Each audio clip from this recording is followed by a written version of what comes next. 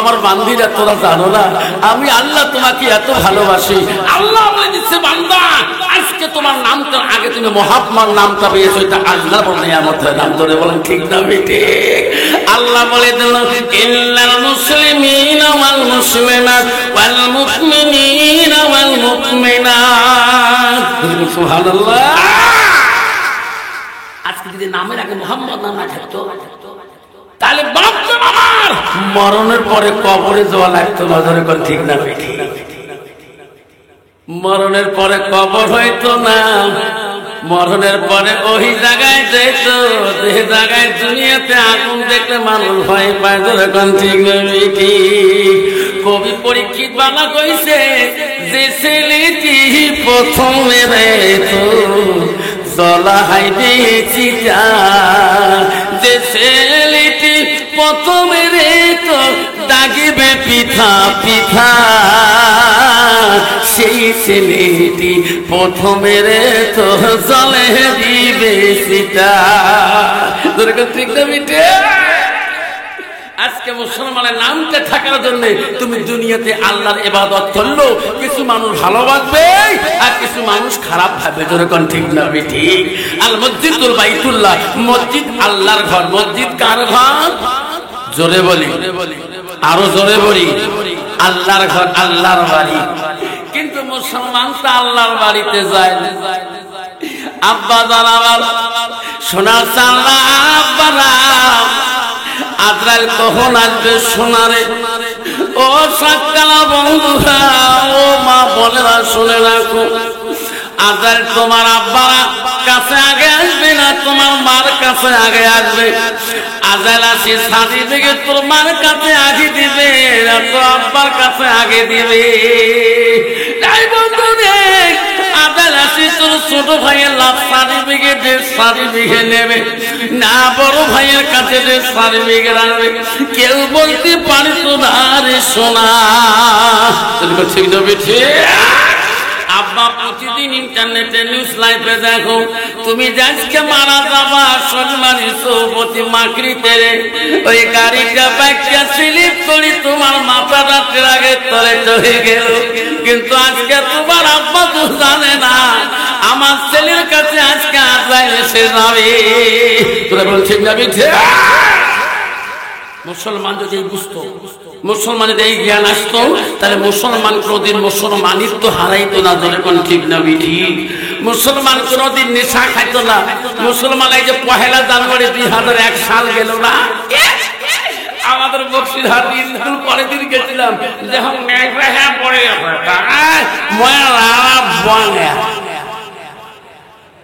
যেরকম ঠিক না বিঠি? মন টাকার 5 টাকা দিয়ে তুলে দিয়ে মার 100 মুখিরে অমনকে হুজুর 1 বছর। মুসলমান হুশ নাই কোন বছর পালন করে রে জানা না? বন্ধুরা, মা বোনেরা শুনি রাখো, মা কখন আসবে আজরাইল তোর কাছে রে? মা মা গো জানো না, আমার লগাও টাউনের সভা করলাম গত বছরে। লাউগাঁও ওই লগাও টাউনের পাশে 1 কিলোমিটার করে মেয়েটাতে মারা যাবে রে মা। সভাতে হুডিলে ওখানে মারা যাবে। মেয়েটা তো জানে না আজকে আমার সেরাকেরই মোনাজাত। ঠিক না? ঠিক মোনাজাত করি তাবারক নিয়ে চলে গেল বাড়ির দরজার কাছে। দরজায় নাই কিন্তু ওখানে মেয়েটা মারা গেল। উনি কি জানে আজকে আমার আজরাইল আসছে? কি জানবে? আজকে আফসার হুজুরের সে বক্সিরহাট হাই স্কুলের হুজুরে আমার কাছে লাভ দোয়া বলতে পারবে কি? আয় আপা, তুমি আজকে 7 তলা থেকে বাড়ি যেতে পারবে না, কোনো গ্যারান্টি আছে? যদি বলে গ্যারান্টি আছে, ওই তো খোদা খেলা, ওই তো খোদার লীলা। সকাল বেলা ধরি রে ভাই তুই ফকির, সন্ধ্যা বেলা বাস কাটিবে কাঁধে বনাইবে, বাস কাটিয়া কাঁধে বনাইয়া সেই কাঁথতে তুলিবে সারি ঝলা। থুয়া আসবে তোমার প্রাণ আর তো চাইবে না। ভাই কান্দিবে ভাতিজা কান্দিবে, ভাই কান্দিবে ভাতিজা কান্দিবে, আপন সত্য কেউ তো সারিবে না। ঘরের বিবি কান্দিয়া মিটাবে বাসনা, ওই তো খোদার খেলা, ওই তো খোদার লীলা। সকাল বেলা ধনী রে ভাই তুই গরিব সন্ধ্যা বেলা। এখন ঠিক না বেঠি? আবার কষ্ট হয়, কষ্ট হয় মানে অল্প কিছু নিয়ে দাও। দুনিয়ার জিন্দগি কতদিন কাটাবো? একদিন সার্টিফিকেট আজাইল কিন্তু নিয়ে আসেনি, দিয়ে আছে। কখন আসবে আজাইল কেউ কে বলবে না, বলবে বাবা কেউ কে। আমার মা বলে না, ও শান্ত মা বলে শুনি রাখো মা, ও গোয়ালপাড়ার মা বোনেরা ভালো করে শুনো, আমারা ভালো করে শুনি না। আল্লাহ রাসূল কি বলল? আলমার আতিজা সাল্লাল্লাহু সাহা, আমার নবী বললেন কোন একটা মেয়ে যদি 5 ওয়াক্ত নামাজ পড়ে, ওয়াসামা শাহরুহা, ওই মেয়েটা যদি রমজান মাসে রোজা করে, রাসূল ওয়াসামা ফারজাহা, ওই মেয়েটা যদি পর্দায় খুশি যায় চলে, আমার রাসূল বলল ওয়াতাবালাহা, ওই মেয়েটা যদি নিজের স্বামীর মনকে জয় করতে পারে, স্বামীর মনকে হাসি আনতে পারে, আমার রাসূল বলল ফাকাদ কলমানায়ো আবওয়াবিল জান্নাতিল শাহ, নবী বল ওই নারীদের জন্য আল্লাহ আপনার জান্নাতের দরজা খোলা হয়ে যাবে। সুবহানাল্লাহ, দেখুন সুবহানাল্লাহ। আব্বার আমার সোনার চাঁদরা, আমার মা বোনেরা, আব্বারে ওয়াজ করি বাড়ি গেছিলাম বড়পাটা ভবানী, ড্রাইভার 1 কিলোমিটার আগে গাড়ি দিয়ে দেয়, হুজুর গাড়ি নিয়ে বাড়ি যাও, ওটুকু আমার চলাইতে হয়, বাড়ি নিয়ে যাও, বাড়ি গাইরে রাখি। আমার একটা আলেম মানুষের স্বভাব আছে, বাড়ির লোক থাক না তার সালামটাই বাড়ির দেয়, তোর ঠিক নেই এলা বেড়ি ফেলে বেড়ি জবাব দেবে, বেড়া ফেলে বেড়া জবাব দেবে। আজ যে আমার হোম মিনিস্টার পর্যন্ত মানে বাড়ি তো হোম মিনিস্টার জবাব দিবি, সালাম দিয়ে ঢোকার সাথে সাথে ব্যাগটা আমি বারান্দা রাখিলাম, তাতে আমার বাড়ি আলী হোম মিনিস্টার তোমার হুজুর আমাকে বলে, আনসারির আব্বা দুধ চা খাবেন না লাল চা খাবেন? আমি আনসারি আব্বা হুজুর খবর পাস না? হুজুর বলে কি হয়? আমি স্কুলে গেলে আল্লাহ আমার স্কুলে কত হিন্দু মেয়ে সবাই আমার হুজুর কয়, একটা ছেলে আমার সার পায় না, স্কুলে হিন্দু ছেলেগুলো মুখ সার কয় না, হুজুর কয়। আমার স্টাফ পঞ্চমে হুজুর কাছে হুজুর না করছে কয় মা ওয়াজ করি মাথা খারাপ হয় নাকি? বাপজান আমার সোনার চাল্লা, সব জায়গায় হুজুর হওয়া যায়, সব জায়গায় আমির সাহেব হওয়া যায়, পীর সাহেব হওয়া যায়, মোল্লা সাহেব হওয়া যায়, মুফতি সাহেব হওয়া যায়, সব জায়গায় প্রধান সাহেব হওয়া যায়, প্রেসিডেন্ট সাহেব হওয়া যায়, মাস্টার সাহেব হওয়া যায়, কাউন্সিলর সাহেব হওয়া যায়, জেলা পরিষদ সাহেব হওয়া যায়, সব জায়গায় এমপি সাহেব হওয়া যায়, সব জায়গায় গাঁও বুড়ে হওয়া যায়, সব জায়গায় মেম্বার সাহেব হওয়া যায়, কিন্তু বিবির কাছে যেরকম ঠিক না বিধি, ঠিক না বিধি, তুই কেমন হুজুর, তুই কেমন মেম্বার, কেমন প্রেসিডেন্ট সাহেব, গ্রামে পাড়ার লোক না জানো তোর বাড়ি আলি ভালো করি জানো, যেরকম ঠিক না ঠিক, খারাপ করলাম যেরকম খারাপ বললাম আব্বারে, সেই বাড়ি আলি যদি আল্লাহ ওয়ালা মুত্তাকিন আল্লাহ ওয়ালা না হয়, ওই বাড়ি আলির দ্বারা তোরও কষ্ট হবে, তোর মা কষ্ট পাবে, তোর বাবা কষ্ট পাবে, তোর পরিবার সঙ্গে কষ্ট পাবে, সমাজের পাড়ার মানুষও কষ্ট পাবে, যেরকম ঠিক না ঠিক। আব্বা জানা আমার সোনা চাল্লা, আব্বারে তুমি কেন বুঝলি না রে সোনা? আব্বারা ও সাক্তার বন্ধু, ও মা বলি রে শুনি রাখো মা, কেন তুমি বুঝলি না? বিশ্ব নবী রাসূলুল্লাহ মা প্রথম স্ত্রী ছিল না হযরতে খাদিজাতুল কুবরা, মা নবীজির দ্বিতীয় বিবি ছিল না হযরতে সাউদা রাদিয়াল্লাহু তাআলা আনহা, মা গো নবীজির তৃতীয় বিবি ছিল না হযরতে মা আয়েশা সিদ্দিকা রাদিয়াল্লাহু তাআলা আনহা, মা নবীজির চতুর্থ বিবি ছিল হযরতে যায়েনব, মা নবীজির পঞ্চম 5 নম্বর বিবি ছিল হযরতে হাফসা রাদিয়াল্লাহু তাআলা আনহা, মা রে নবীজির 6 নম্বর বিবি ছিল হযরত উম্মে সালমা, নবীজির 7 নম্বর বিবি ছিল হযরত উম্মে হাবিবা, নবীজির 8 নম্বর বিবি ছিল হযরতে মাইমুনা, নবীজির 9 নম্বর বিবি ছিল হযরতে সুফিয়া, নবীজির 10 নম্বর বিবি ছিল হযরতে রায়হানা, নবীজির 11 নম্বর বিবি ছিল হযরতে মারিয়া। কিতাবে আছে নবীজির জীবনে 1 থেকে 11 জন স্ত্রী চলে যায়, এমন একটা স্ত্রী তারা নবীজির জীবনে কষ্ট পায় নাই। যেরকম সুবহানাল্লাহ নাই থাকবে কন্ত বাবা। বর্তমান যুগের নারীর দ্বারা স্বামীরা কষ্ট পায় না, না পায় না, না ভাই তোমার সাথে ভাবেন বেসরা দুইটে বউ ওই কত শান্তি, ওই শুনে বলেন বাড়ি যাবার সাহস পায় না। ভাই রহিমুদ্দিন তোর তো কপাল রে, তোর কি ঠান্ডার দিন একজন মাথার তেল বসে একজন ঠেমর তেল বসে, রহিমুদ্দিন পুষ্কর মাথার তেল মানাচ্ছিস বাড়ি সমস্যা হয় না দূর করতে। আমার আব্বার শোনার জানে না কেন গো বাবা, আমার রাসূল বলেন লাইক মিনুনা হাকুমে হাত্তা কুনা কাবাইলাইহি মিন ওয়ালিদিহি ওয়া আওলাদিহি ওয়ান নাস আজমাইন আও কামা সালাতু সালাম। আমার নবী বলে ওই মানুষটা অতক্ষণ পর্যন্ত পূর্ণাঙ্গ মুমিন হইতে পারে না, মুসলমান হইতে পারে না, যতক্ষণ পর্যন্ত নিজের ছেলে সন্তান পিতামাতা অন্য মানুষের থাকি আমার নবীর ভালোবাসা আমার উম্মতের ভিতরে থাকবে না, অতক্ষণ পর্যন্ত মানুষটা পূর্ণাঙ্গ মুমিন হইতে পারে না।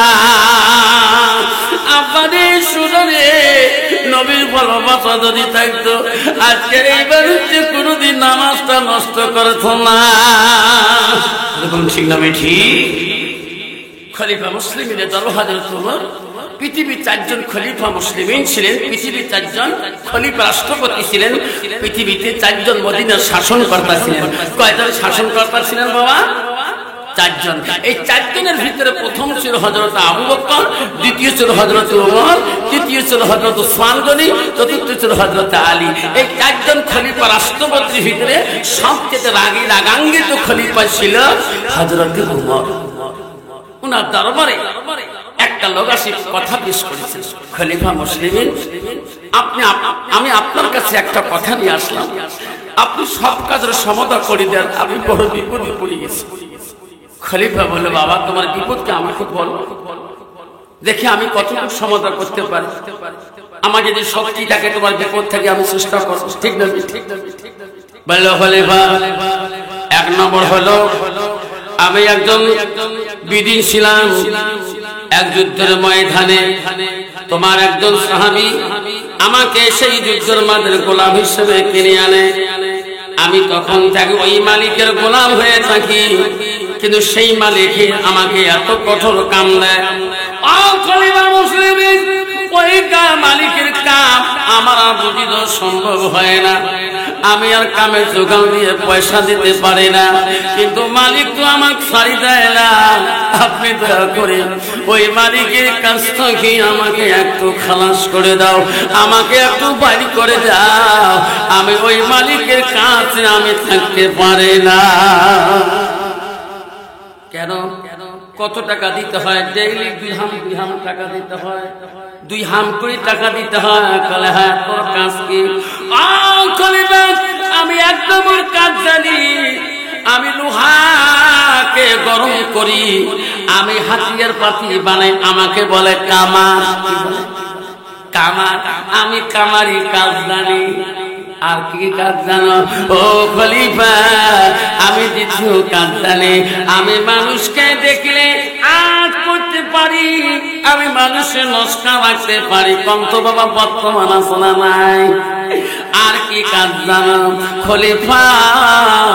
আমি তৃতীয় কাজ জানি, আমি মাঝে মাঝে সুতার ব্যবসা বাণিজ্য করি। আর কে কাজ জানো? ও খলিফা, আমি এই তিনটা কাজে বড় পারদর্শী। আমি এই তিনটা কাজ করে দিও, আমার মালিকের মনিবের মন আমি জয় করতে পারি না। আমাকে ওই মনিবের কাছ থেকে আপনি মদিনার খলিফার বাদশা, আমাকে ওনার কাছ থেকে খালাস করে দাও। আমি ওনার কাছে থাকতে পারি না, আমার সহ্য সয় না। ভাই তোর নাম কি? আমার নাম আবু লুলুল। আমার নাম হলো আবু লুলুল। হ্যাঁ আবু লুলুল, তোর এত ইনকাম তবে মালিককে কেন কষ্ট দেয়? আবু লুলুল বলে, ও খলিফা, মদিনার খলিফা, আপনি সব কাজ সমাধান করে দিতে পারেন, আমার এই মালিকের কাছ থেকে আমাকে খালাস করে দেন। আমি তোকে খালাস করে দেব ওই মালিকের কাছ থেকে।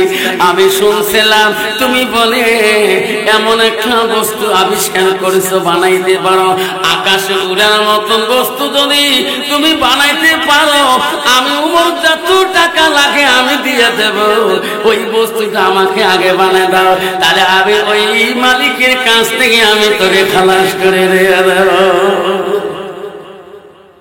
আবু লুলুল কয়, কই ফিরি মুই জানো আমার কাছে কিছু ভাব আকাশে উড়ে একটা জিনিস মোর কাছে বানিয়েছে, আমার ব্রেনটে কাম করে। একদিন কোনদিন শুনছে কার মুখে, ওই জিনিস বানিয়ে দিলে যত টাকা দেড়হাম লাগে খলিফা দিবে, তারপরে তো খালাস করে দিবে। আবু লুলুর মনটা খুব মলিন হয়ে গেল। কেমন কথা, বাদশার কাছে গেলে বলে সব কাজ সমাধান হয়, ইনি আমাকে সত্য দিলেন, আর এই সত্য ছাড়া তো আমাকে মালিকের কাছ থেকে মাফ করে দিয়ে দিবে। মনে মনে রাগ হয়ে গেল। আবার আবু লুলুল বলে, খলিফা, ও খলিফা রে, কোনদিন তোর কাছে আসি, এত বড় আবদার করলাম, মা বোনের আম্মারা শুনে রাখো মা, ও সত্যরা মা শুনে রাখো মা, কেন গো মা বুঝো না মা, কেন মা পাঁচটা মিনিট বসো মা। আম্মারা খলিফা মুসলিমের কাছে ওই আবু লুলুল বিদিন মনে মনে গুসা হয়ে গেল, বললো, আবু খলিফা রে, আমার কাজ তুমি সমাধান করতে পারলি না, আমি আবু লুলুল তোকে ছাড়বো না, একদিন এখন আমার হাতে তুমি পড়ে যাবে, আমি আবু লুলুল তোকে আমি ছাড়বো না। তুমি যত বড় মদিনার দারোয়ান, তুমি যত বড় তুমি খলিফা হও না কেন, আমি আবু লুলুল তোকে আমি ছাড়বো না। খলিফা মুসলিমের হযরত ওমর মসজিদে চলে গেছে নামাজের জন্য, সাহাবীরা চলে গেছে, আবু লুলুল বেঈমান মুসলমানের রূপ নিয়ে নামাজের মুসাল্লিদের রূপ নিয়া খলিফা ওমরের পিছনে দাঁড়াইছে, তরবার ছিল পিছনে। খলিফা ওমর জানে নাই, কোন মুসাল্লিরা সাহাবীরাও জানে নাই, আমার খলিফাকে এই দুর্ঘটনা করবে কেউ জানে কি? তরবারটা গোপন করে রাখে দিয়েছে। বন্ধুরে বাবুরের চুরে রাখো মা, মদিনার খলিফা হযরত ওমর নামাজ যখন ফজরের শুরু হয়ে গেল, আবু লুলুল আছেন ছিল রে, যখন নামাজ শুরু করে দেবে, নামাজের সোজা শুরু করে দেবে, তখন আমি মারা শুরু করে দেব, ইয়ার আগে আমি তার তরবার মারব না। আপনারা আল্লাহু আকবার, আল্লাহ সূরা ফাতিহার পরে যখন সূরা শুরু করে দিল, আবু লুলুল তরবারটা বাড়ি করে এমন ভাবে মারা শুরু করে দিল, নামাজে দাঁড়া অবস্থায়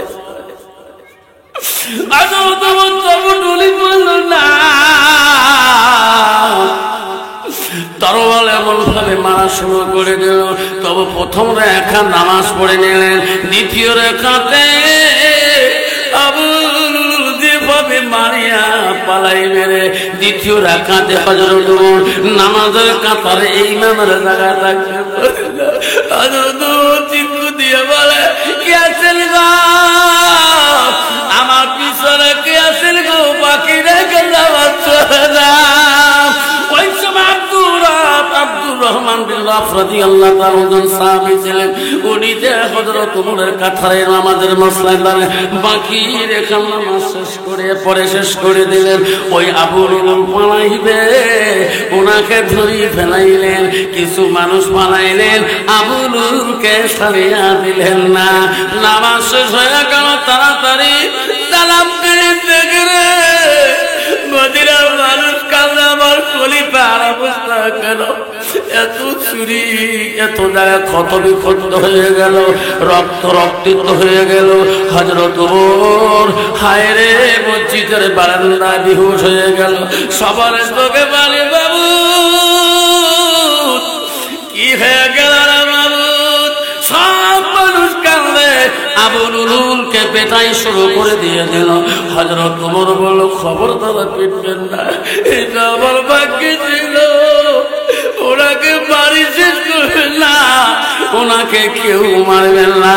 হযরত ওমরকে কান্দে করি বাড়ির মুখে রওনা হয়ে গেল। হযরত ওমরের বড় ছেলে আব্দুল্লাহ খবর পেয়ে গেল, আমার আব্বা বলে দুর্ঘটনা হয়ে গেছে রে। আব্দুল্লাহ শুনিয়ে চিৎকার দিয়ে আসতেছে, আব্বা আমার আব্বা কেন রে আজকে মানুষের কান্দাবে? জাপান হয়ে মানুষ বাস্তা বয়সারি যায়, শয়তান পর্যন্ত সামনে যাবে না। আমার আব্বা কেন মানুষের কান্দে পারে? আব্দুল্লাহ দৌড়ি যে বলে, আমার আব্বা নামা, আমার আব্বাকে বাড়িতে নামাইল। আব্দুল্লাহ বড় ছেলে দৌড়িতে পড়ে, আব্বা কি হলো তোমার? আব্বা আব্বা তোমার কি হলো? আব্দুল্লাহ পাগল হয়ে গেল আব্বার জন্য। আমার বড় ছেলে পাগল হয়ে গেল, কান্দি অস্থির হয়ে গেল। আমার আব্বাকে কেমন করে আমি চিকিৎসা করব? মক্কার জমিনে যত বড় বড় বৃক্ষ ও কত ডাক্তার আছে সবাইকে নিয়ে আসলো। আব্দুল্লাহ, ও ডাক্তার বাবু, কবির বাবু, আমার আব্বা চিকিৎসা করুন। বলছেন, আব্দুল্লাহ রে কান্দিস না রে বাবা, কান্দিস না। তোর আব্বাকে চিকিৎসা করলে আগে আমার টেস্ট করতে হবে কি? তুমি আঙ্গুরের রস নিয়ে আসো, আঙ্গুর নিয়ে আসলো, চিফিয়া রসগুলা তোমার আব্বার মুখে নিয়ে ধরতে দিয়ে দাও। আব্দুল্লাহ আঙ্গুরের রস দিবি বাবার মুখে দেয়, যেদিকে তরোয়াল গেছে রে সেই দিকে আঙ্গুরের রস বেরিয়ে যায়। ডাক্তার বলে, কবরেজ আব্দুল্লাহ রে আমার দ্বারা চিকিৎসা আমরা চলে গেলাম রে আব্দুল্লাহ, তোর আব্বার চিকিৎসা আমার কাছে হবে। আব্দুল্লাহ কি করে বাবা বড় ছেলের কত মায়া গো, সমাজবাসীরা কত বন্ধু আছে রে। আল্লাহ রাসূলের কাছে আব্দুল্লাহ ইবনে মাসউদ প্রশ্ন করলো, ক্বালা নবী সাল্লাল্লাহু আলাইহি সাল্লাম আইয়া মা ইহাবুল্লাহু তাআলা, নবী গো আল্লাহর কাছে বড় আমল আছে নাকি? রাসূল বলল, ক্বালা বিদুল ওয়ালিদাইনা, মা বাবার সঙ্গে সৎ ব্যবহার করাটা পৃথিবীর জমিনে সব চাইতে বড় আমল। বাবা এখনো বিবাহ বন্ধনের পরে ওই বাপ যদি বিছনায় পড়ে যায়, ওই সোনার বাপটার মায়া কোনোদিনও করে না। একটা ট্যাবলেট যদি বেটার কাছে আর্জি করে, ওই কান্ধানি বউয়ের জ্বালা আর বাবার কাছে সামনে ছেলে চাইতে পারে না। যেরকম ঠিক না যে বেটাতে বাপ তোকে এত আদর করে, আজকে সেই এমন নারী বাড়িতে নিয়ে আসলেন, এমন তিনি বাড়িতে আসলেন, সেই বিবির জ্বালায় আজকে সে বাবার সামনে একটা মিষ্টি মুখে কথা বলতে পারে না। জোরে বলেন ঠিক না? ঠিক না? সেই জন্য বলছিলাম, যদি নারীকে যদি হাসানা, যদি চরিত্রবান ভালো না হয়, যদি পর্দা বেশি না হয়, রাসূল বলছে ওই নারীকে যদি ওয়াতার বালাহা, যদি স্বামী মুক্ত না হয়, ওই মেয়েটা দ্বারায় বাড়িতে একটা জান্নাতের টুকরো হবে, না জাহান্নামের টুকরো হয়ে দাঁড়াবে। জোরে বলেন ঠিক না? ঠিক। যুবরা কষ্ট হয়, আব্বা কষ্ট হয়। আমার মা বলে না, আম্মারা শুনে রাখো মা, কেন মা কথাটা বললাম? মারে যে মেয়েটার ভিতরে এলেম আছে, আল্লাহর কালাম আছে, প্রতিদিন আল্লাহর কালাম পড়বে, আল্লাহ ওয়াসাদিকিনা ওয়াসাদিকাত। আল্লাহ বলো আমার সত্যবাদী বান্দা, আমার সত্যবাদী বান্দিরা। আব্বারা ওই মেয়েটা যদি সত্যবাদী হয়, পুরুষটা যদি সত্যবাদী হয়, ওই মানুষটা দ্বারা পুরুষটা দ্বারায় মা বাবা কোনোদিনও ঠকবে না। সেই জন্য বলছি আব্বা রে শোনার চালা কেন বাবা জান্নাত যাবেন না? জান্নাত যাবেন। আল্লাহ রাসূল বলল বিদ্যুল ওয়ালিদাইনা, মা বাবার সঙ্গে তুমি সৎ ব্যবহার করো। আল্লাহ বললেন বুদুল আমার ইবাদতের পরে আল্লাহ বলো ওয়ালিদানি ইহসানান, তুমি তোমার মা বাবার সঙ্গে তুমি ইহসান করো, তুমি সৎ ব্যবহার করো। জোরে কোন সুবহানাল্লাহ। আব্দুল্লাহ কাঁদতে কাঁদতে অস্থির হয়ে গেল। বাবাকে মক্কার কবিরাজ ডাক্তার একটা উপায় না। বাবার জন্য আমি এমন আছে যে কবিরাজ আমি এমন ডাক্তার। আব্দুল্লাহ দৌড়ে দৌড়ে যায় মদিনা বৃক্ষ বৃক্ষ ডাক্তারের কাছে যায়। আব্দুল্লাহ চোখের পানি দেখি মদিনার বৃক্ষ কবিরাজ ডাক্তার বলে আব্দুল্লাহ কান্দিস কা বাবা? ও কবিরাজ ডাক্তার বাবু, আমার আব্বাকে আপনি দেখবেন না। আমার আব্বার মায়া আমি সহ্য করতে পারি না। তাড়াতাড়ি চলো, তাড়াতাড়ি চলো। আমার আব্বা চিকিৎসার জন্য আমি তোমার দরবারে আসলাম। আব্দুল্লাহ চোখের পানি দেখি সবাই কবিরাজ না কামড়ে। আব্দুল্লাহ রে চল বাবা চল, কান্দিস না কান্দিস না। আজকে কোন যুবক আছে রে যদি বিছনায় পড়ে অসুস্থ হয়ে যায়, কোনদিন ডাক্তারের ভালো মুখ দেখতে পারে কি? বাবা বিছনার মধ্যে বিছনায় পেশাব করে বিছনায় অসুস্থ হয়ে একটা মাতার বিষের ট্যাবলেট ওই বাবা ওই মাতার ভাগ্য জুটে না।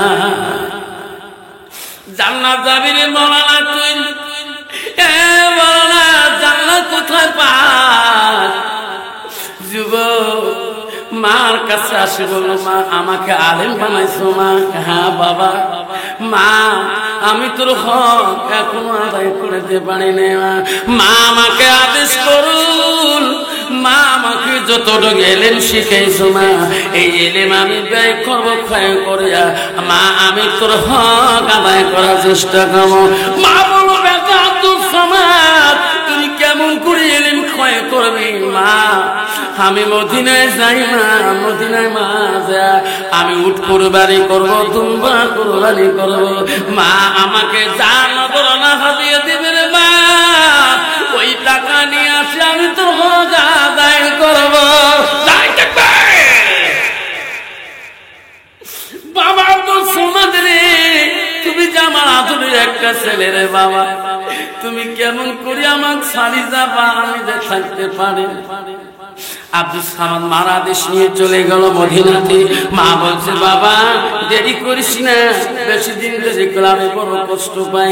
ছেলে আব্দুল সামাদ মদিনার জমিনে গেলেন, উট কুরবানি করলে হালাল হিসেবে দুম্বা কুরবানি করে। হায় রে নজরানা দেখা দিয়েছে তাই না, পকেটে তুই মার কথা মনে করে। মা আমাকে বারবার বলছে রে বাবা না দেখলে আমি তো থাকতে পারি না। আব্দুল্লাহ কবিরাজ দিয়ে ডাক্তার নিয়ে মদিনা থেকে আসতেছে। বাবার কাছে আসলেন, হযরত ওমরের কাছে আসলেন। আব্দুল্লাহর কান্না দেখি হযরত ওমর কান্দে। মালিক রে কেন বাপি পাগল হয়েছে?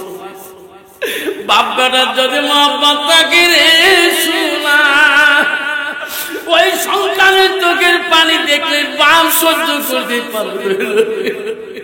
আর বাবার যদি মহব্বত থাকে সন্তান বাবার দিকে তাকাইলে সহ্য করতে পারে না। ঠিক তবে ঠিক। আব্দুল্লাহ কেন বাপ কান্দিস? ও বাবা তোর কি হয়েছে বাবা? আব্বা আমাকে ছাড়ি তুমি যাবা কেন? আব্দুল্লাহ রে আমি গেল তো একদিন কেটে হবে রে বাবা। আব্দুল্লাহ ওই কবিরাজ বিখ্যাত বললো বাবা আব্দুল্লাহ তোর বাবার চিকিৎসা শুরু করে দেব।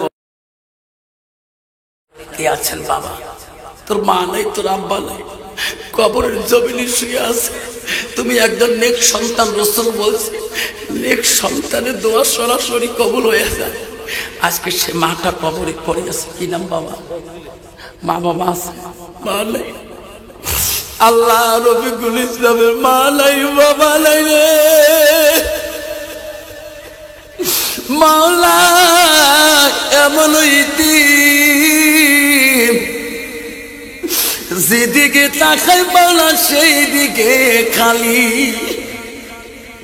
আল্লাহ আজকে রফিকুল ৫,০০০ টাকা আল্লাহ তোর নবীর বাড়ির জন্য আল্লাহ আজকে দিয়ে যান। আল্লাহ রফিকুলকে আল্লাহ তার মা বাবার কবর গুলো তুমি জান্নাতের বাগান করে দেও। যেরকম আমি আর একটা ৫টা বাবার কাছে ছিলাম ৫,০০০ করে, আর একটা রফিকুলের মতন করে, একটা বাপ হারা সন্তান, মা হারা সন্তান, দাদা হারা সন্তান, দাদিমা হারা নাতি। একটা বাবা হাত দেখাবেন হুজুর, রফিকুল মা বাবা হারাইছি, ৫,০০০ দিল হুজুর। আমার মা আছে হুজুর, আমার আব্বা নেই হুজুর, আমি ৫,০০০ টাকা হুজুর আমি এই নবীর বাড়ির জন্য আমি সাদকা জারি হিসেবে দান করে দিলাম। আছে ২য় নম্বর বাপটাকে আছেন গো সোনা, আমি আমার মাস্টার নানাজি, আল্লাহ আমার মাস্টার ভাই, আল্লাহ ৫,০০০ টাকার মধ্যে আল্লাহ ১,০০০ টাকা আমার নানাজি দিয়ে দিলেন। আমার যে মাস্টার ভাই আমাকে সর্বপ্রথম এই হুরকে শুনিয়েতে আল্লাহ আমাকে আগমন করাইছিলেন, যোগাযোগ করাইছিলেন। আল্লাহ আমি দোয়া করবো, আল্লাহ এই ভাই এই নানাজির যাতে আল্লাহ দুনিয়ার বুকে কলেমা নসিব না হওয়া পর্যন্ত দুনিয়া থেকে নিও না আল্লাহ। মরণের আগে আল্লাহ অলির দোস্তর নাম রাখি আল্লাহ মৃত্যুকাল করাইও আল্লাহ। আজকে সেই নানাজির ৫,০০০ টাকা মাস্টার সাহেব দান করেছে। তকবীর লাগাই লাইক থাকবে। আসুন রফিকুল ভাই আর মাস্টার নানাজি ৫,৫ ১০,০০০ টাকা দিলেন। আর ৩টে বাবার নাম বলতে চাই আমি, ৫টা বাবার নাম শুনতে চাচ্ছিলাম। কোন বাবাটা আছেন সোনার জানারা, আমার মা বোনেরা, আম্মারা আসুন না, 3টে নাম শুনি দোয়া করতে চাই। সোনার বাপরা আমার কে আছেন? বাপজন সোনার জান্না কে আছেন? আর 3টে বাবা কে আছেন? আমার আব্বারা কে আছেন? আর 3টে নাম দেনওয়ালা ৫,০০০ করে আজকে নবীর বাড়ির জন্য মহব্বতের জন্য আব্বারে বিশ্ব রসুল মোহাম্মদ রসুল্লাহ সাল্লাল্লাহু সাল্লাম আল্লাহ রসুলের বেটি। যেদিন রসুল্লাহ ইন্তেকালের আগে আমার রসুল যখন অসুস্থ ছিলেন তখন তার বেটি হযরতে ফাতিমাতুল জহিরা রাদিয়াল্লাহু আনহা নবীজির পাশে ছিল। কি নাম বাবা? প্রাক্তন প্রেসিডেন্ট, এই মাদ্রাসা প্রেসিডেন্ট সাহেব মাস্টার আব্দুল কুদ্দুস ভাই আসেন, একটা মোলাকাত করি যান ভাই রে, আমি দোয়া করি যান। বাবা কেউ যাবে না, মৌলানা আমার এমপি সাহেব আজমুদ্দিন সাহেব 12টা পেয়ে যাবে, এই 10-20 মিনিটের ভিতরে আসি যাবে ইনশাআল্লাহ। নগদ ৫,০০০ টাকা দিচ্ছে আমার প্রেসিডেন্ট সাহেব। কি নাম ভাই? হ্যাঁ আব্দুল কুদ্দুস। আল্লাহ মা বাবা আছে মাঝে কে এই বিশাল ভবনে যখন দেখি মায়ের মুখ দুঃখ থাকে না মনে। নাই থাকবি রক্ত মাখা শরীর মা ডুবিয়েছিল ঘরে, হৃদয়ের গোপন জিনিস মা মুখে দেয় রে তুলে। কি নাম বাবা? মান গোলাপ। আল্লাহ 4জন হয়ে গেল বাবা। আল্লাহ আরেকটা বাবা, আরেকটা আব্বা আসবেন শোনা। বিশ্ব রসুলের আদরের কলিজার মণি হযরতে ফাতিমাতুল জহিরা রসুল অসুস্থ সময় সামনে বসেছিল। বাবা দুনিয়ায় প্রমাণ আছে, বাপ যখন অসুস্থ হয়ে যায় বেটি সব সময় পাশে থাকা ভালো পায়। আমার আব্বা কখন আমার কি বলে যেরকম ঠিক না ঠিক। ফাতেমা সবসময় আব্বার কাছে ছিল। একটা সময় কিতাবে আছে ফাতেমা একটু আড়াল হয়ে গেছিলেন, আড়ালে আসিয়ে নবীর কাছে আসবে এমন সময় ফাতেমা শুনতেছে কার সাথে বা রাসূলুল্লাহ কথা বলতেছে। ফাতেমা বলল, আব্বাকে আমি এখন থুয়ে গেলাম, এখন কার সাথে কথা বলি? আমার রাসূলুল্লাহর বেটি ফাতেমা একটু চিন্তা করে গেলেন, আমি তো এখানে গেলাম, এখানে তো কোনো মানুষ থুয়ে গেলাম না, আব্বা কার সাথে কথা বলে? ফাতেমা একটা আওয়াজ দেওয়ার সাথে আওয়াজ বন্ধ হয়ে গেল। ফাতেমা রাসূলের কাছে বললাম, আব্বা আমি অল্প আগে তোমার সাথে কার সাথে গল্প করার শুনলাম, আব্বা আমি শুনতে পারি? এখানে তো আম্মাও নাই। আব্বা আমি তোমায় এক্ষুনি থেকে বাইরে গেলাম, এখনে কি আসলো? রাসূল বলছে, ফাতেমা এখানে কি আছে জানো না? আম্মা এখানে সেই মানুষ আছে মা।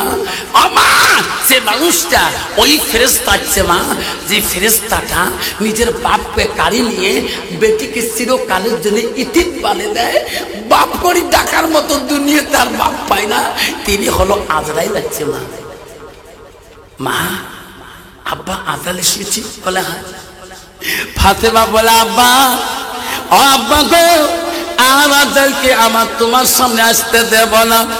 আজাল রে আসিস না রে, আমার আব্বার সাথে গুরুত্ব আল্লাহ আছে। আজরাইল আর আব্বার কাছে কথা বলতে পারবি না। আজরাইল আর সামনে চাপে না, রাসূলকে বলে, আব্বা আমি তোমার কেমন বেটি? আব্বা কইছে, মা তুমি আমার কলিজার টুকরা। আব্বা গো আমি যদি তোমার কলিজার টুকরা হই, আব্বা আমাকে ওয়াদা দিয়ে যেতে হবে। আব্বা ও আব্বা গো আমি তোমার যদি আদরের টুকরা হই, আব্বা কিয়ামতের ময়দানে আব্বা আমি তোর আদরের টুকরা, কোন জায়গায় গেলে তোমার দেখা পাবো? আব্বা ঠিক না না তো পর্যন্ত আজাইলকে আর আসতে দেব না। যেরকম সুবহানাল্লাহ নাই থাকবে। আব্বা আমার মতন মেয়ে কোনদিন আজাইলকে বাধা দিতে পারবো? আল্লাহ ফাতেমার আব্বা রাসূলুল্লাহ বলছি, বেটি কিয়ামতের হাসরে কোন জায়গায় দেখা দিবেন আব্বা? আমি যদি তোর আদরের কলিজার টুকরা মনে হই, আমাকে সেই দিনে ঠিক না দেওয়া পর্যন্ত আমি দ্বিতীয়বার আজাইল তোমার কাছে চাইতে দেব না। আব্বা আমাকে ঠিক না দিয়ে যাবে না, আমি কোথায় তোমার হাসরের ময়দানে খুঁজে পাবো? খাই দিচ্ছে করাকটা এই জায়গারই মাস্টার, কিন্তু নাম বলবেন না। আল্লাহ এই জায়গার মাস্টার বিনামি। আল্লাহ তুমি নাম জানো, আল্লাহ তুমি আলিমুল গায়ব, আল্লাহ তুমি অন্তর্যামী, আল্লাহ তুমি তার নাম জানো। আল্লাহ মাস্টার ভাই একটা দিয়ে কয়জন হল বাবা? 5 জন। 5,000 দিচ্ছে। 5 জন না 6 জন হবে? 5 জন হয়েছে বাবা। আর একটা নাম দিবেন, 6 জন হবে, 30,000 হয়ে যাবে বাবা। আব্বা আমার সোনার চালরা, আর একটা নাম বিশ্ব রাসূলুল্লাহ। বেটিকে বলছে, মা গো আমার হাসরে ময়দানে কোন জায়গার ঠিকানা হবে সেই জায়গায় ঠিকানা দিতে হবে। আব্বা হাসরে ময়দানে অগণন মানুষের ভিড়ে কোথায় গেলে তোমার সাক্ষাৎ পাবো? আমি তোমার বেটি কলিজার টুকরা ফাতেমাতুল জহিরা, আমি সেই জায়গায় তোমার দেখা পাবো। সেই জায়গার ঠিকানা না দেওয়া পর্যন্ত আব্বা আমি আজাইলকে তোমার সামনে চাপতে দেব না। রাসূল কেঁদে কেঁদে বলছে, বেটি ঠিকানা দিয়ে গেলে ঠিকানা দিয়ে যাই, কিয়ামতের ময়দানে আমার গুনাহগার উম্মত পানির জন্য পিপাসা হয়ে যাবে, কাতর হয়ে যাবে রে বেটি। আল্লাহ পৃথিবীতে কোন নবীকে আল্লাহ হাউজে কাউসারের পানি দান করে রে বেটি রে। আল্লাহ আমাকে হাউজে কাউসারের পানি দিয়েছে। ও বেটি আমার গুনাহগার উম্মতের জন্য আমি হাউজে কাউসারের পানির পেয়ালা নিয়ে হাসরের ময়দানে ছুটবো। বেটি যার হাতের মধ্যে তুমি হাউজে কাউসারের পানির পেয়ালা দেখবা, সেটাই আমি তোমার আব্বাজান হব। যেরকম সুবহানাল্লাহ নাই থাকবে। আব্বা হাউজে কাউসারের পানি দিয়ে যদি আমি দেখা না পাই, অগণন মানুষের ভিড়ে আর কোথায় গেলে দেখা পাবো? সেই ঠিকানা দিলে আমি আজাইলকে এখানে আসতে দেবো, এর আগে আসতে দেবো না। আচ্ছা আব্বা দ্বিতীয় ঠিকানাটা কোথায় হবে? বেটি রে মিজান যখন শুরু হয়ে যাবে, লেখবদির পাল্লা ওজন যখন শুরু হয়ে যাবে রে বেটি, সেই জায়গায় তুমি যাবা। লেখবদির পাল্লার কাছে, মিজানের পাল্লার কাছে তুমি যাবা। আব্বা সেই জায়গায় যদি দেখা না পাই আর কোন জায়গায় দেখা পাবো? এই বেটি, তুমি ফুলসারাতে খাটের দিকে যাবা। আব্বা যদি ফুলসারাতে খাটের দিকে দেখা না পায় আর কোন জায়গায় গেলে দেখা পাবো? বেটি রে,